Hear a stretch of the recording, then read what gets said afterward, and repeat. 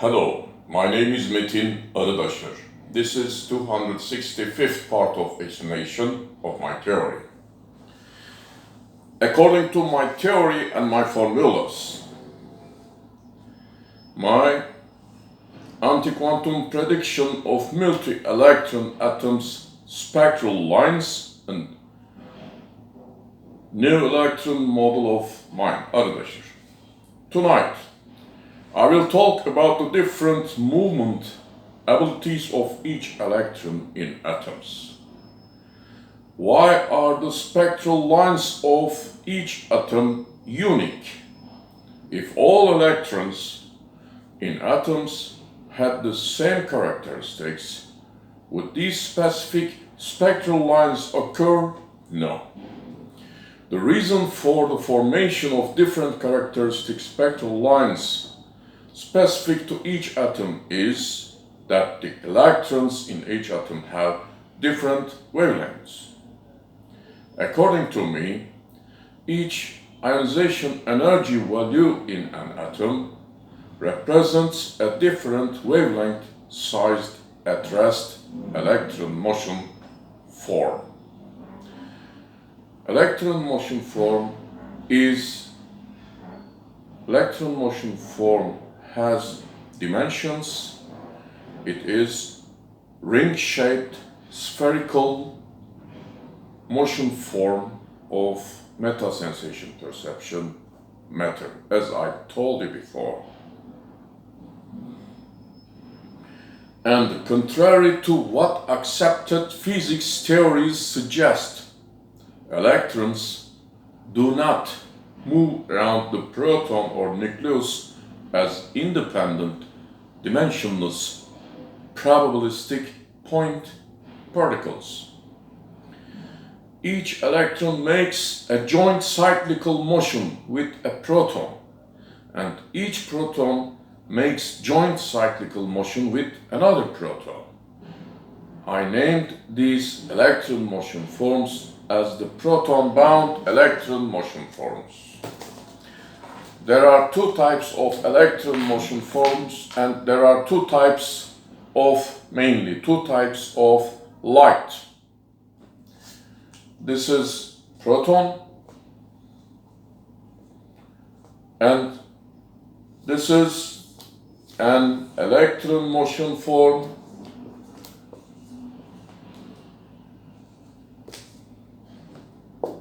that made joint motion with a proton.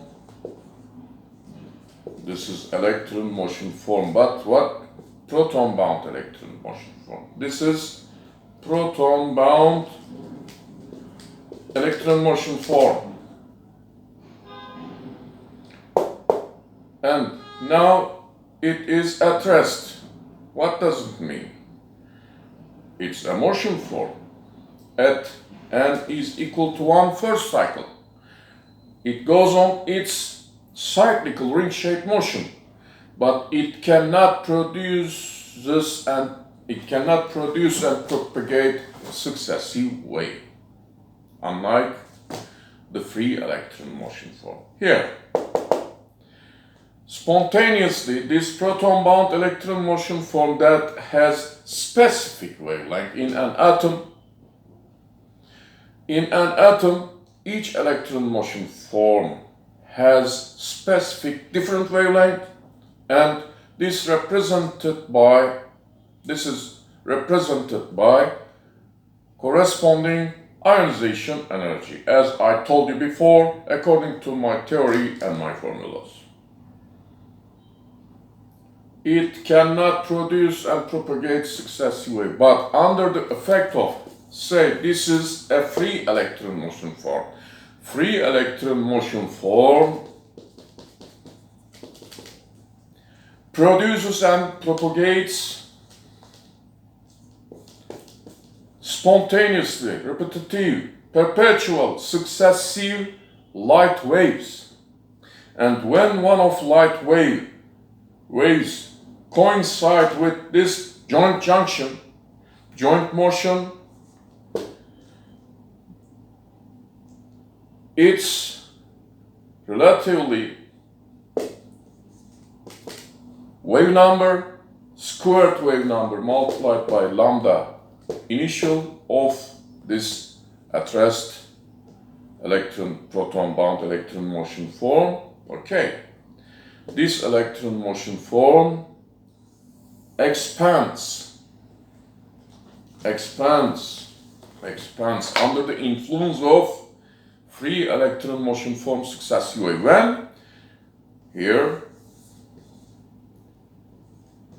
this expand, when free electron motion forms successive wave vanish, this expanded electron motion form, proton electron motion form, again shrinks. While shrinking, it produces and pour out a single wave pulse. This single wave pulse, again, single wave pulse is single spherical pulse that enlarges at the speed of light spherically. Okay. Yes. This type light as the laser's light, okay, or characteristic lines light, proton-bound electron motion form produced under the influence of free electron motion forms successive waves. These type lights as the spike on the continuous spectrum. Characteristic lines, sources are proton-bound single wave pulses, and these lines, these wavelengths are representative wavelengths of these single wave pulses. Each line represents a single wave pulse of specific electrons, proton-bound electrons, under the influence of free electron motion forms successive waves. This is a type of light that I put forth, and another type of light is, this is free electron motion form. Whether it is at rest, it is not necessary accelerating, it produces and propagates successive waves. Effective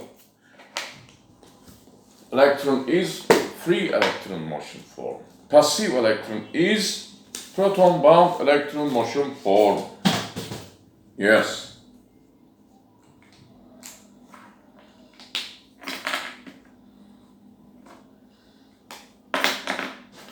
Now, again, this is new. I will tell a few minutes later. Again, and contrary to what accepted physics theories suggest, electrons do not move around the proton or nucleus as independent, dimensionless, probabilistic point particles. Each electron makes a joint cyclical motion with a proton, and each proton makes joint cyclical motion with another proton. I named these electron motion forms as the proton-bound electron motion forms unless an atom disturbed by successive waves of free electron motion forms. All of these proton-bound electron motion forms are at rest, intertwined, from the smallest to the greater. Okay, and each electron motion form makes joint motion with only a proton.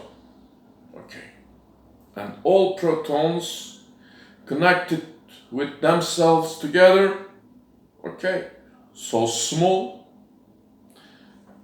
and each electron motion forms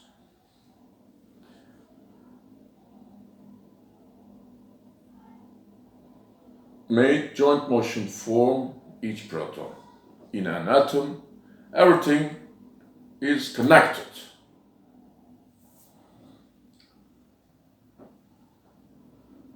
Yes. unless an atom disturbed by successive waves of free electron motion forms. All of these proton-bound electron motion forms are at rest. You can say this situation is ground state of this atom, and these electrons, under these conditions, proton-bound electron motion forms are completely passive and they can never spontaneously produce a pulse of light represented by the spectral line. Unlike a free electron motion form that spontaneously produces and propagates successive waves, a proton-bound electron motion form only releases a single light wave pulse with each its expansion and contraction. As a sphere, this single wave pulse enlarges through the eternity at the speed of light, and each spectral line of an atom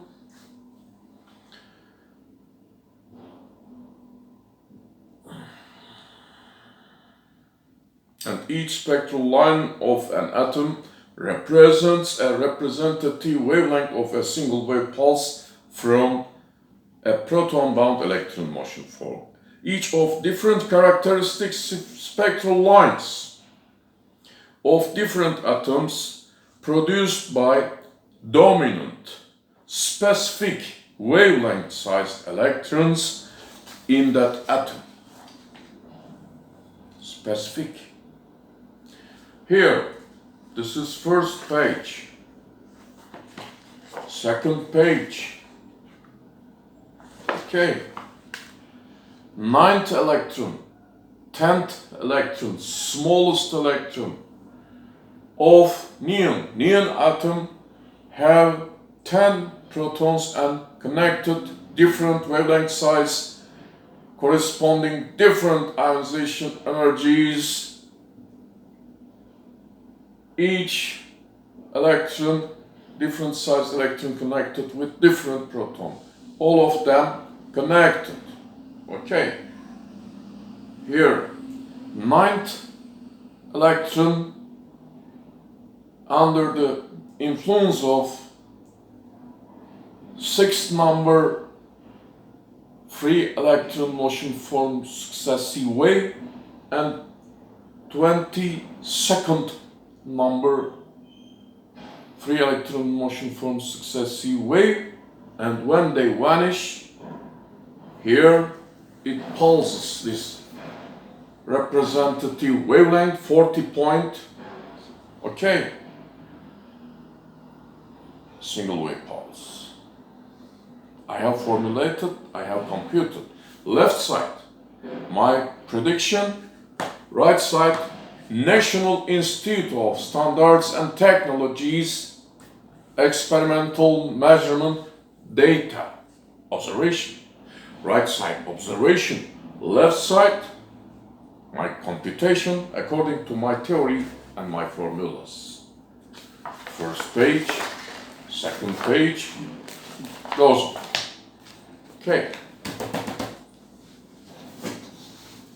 As a result of the calculations I made according to my theory and my formulas, I discerned that the electron with the smallest wavelength is the most dominant electron that produces most of the characteristic spectral line specific to an atom. According to my calculations, of course, some electrons in an atom with different wavelengths were also producing some of the spectral lines, like this, 9th, 10th. This is smallest electron motion form. I have computed smallest electron motion form of neon atom, 0.9099. Yes, here. Neon. Lambda E neon, 10th wavelength, initial wavelength, at rest wavelength of proton-bound electron motion form is, I have computed 0.9099 nanometer.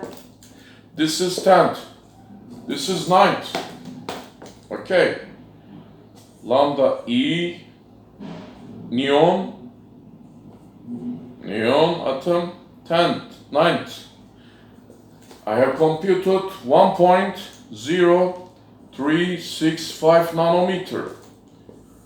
These are that I put forth. I have formulated, according to my formulas, I have computed. These are two codes, two passwords of these neons, atoms, all spectral lines. Here, okay, completely. Not probabilistic. There is no quantum theory. Not probabilistic. There is no uncertainty. This is deterministic prediction that I put forth. Yes.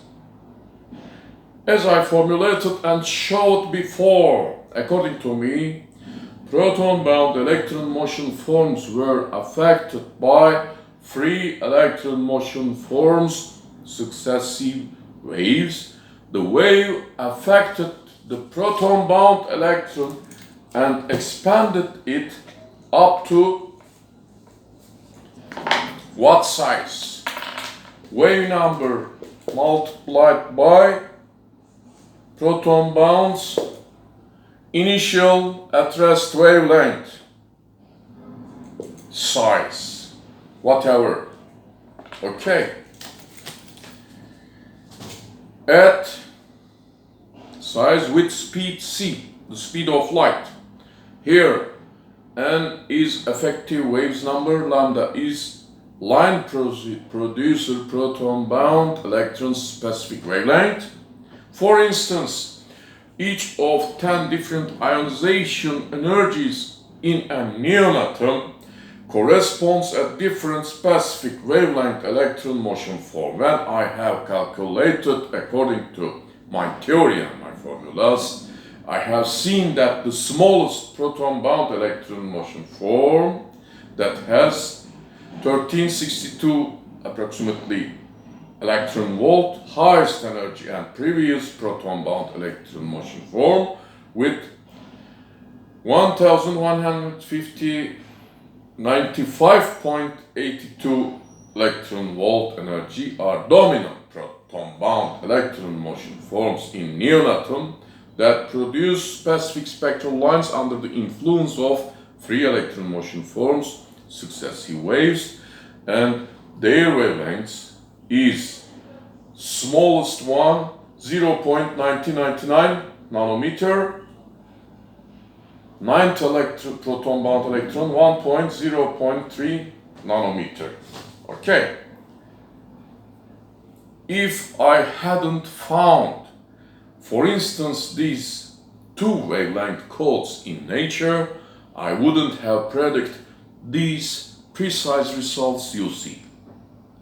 These are results that the quantum theory could never have predicted. Quantum theory faces a dead end regarding the multi-electron atoms, and this theory couldn't overcome Niels Bohr's theory that single electron atom limited also. Now, this is the first page. I advise you to compare, check left side my computation line by line. I have predicted all of neon atoms spectral lines according to my theory and my formulas. Right side, National Institute Standards and Technologies, observation, measurement, experimental results. First page.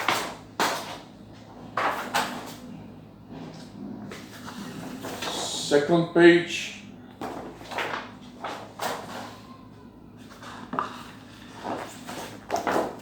Neon atom. Third page. I advise you to check line by line. Quantum theory, there is no theory absolutely predicted these except my theory and my formulation and my calculation.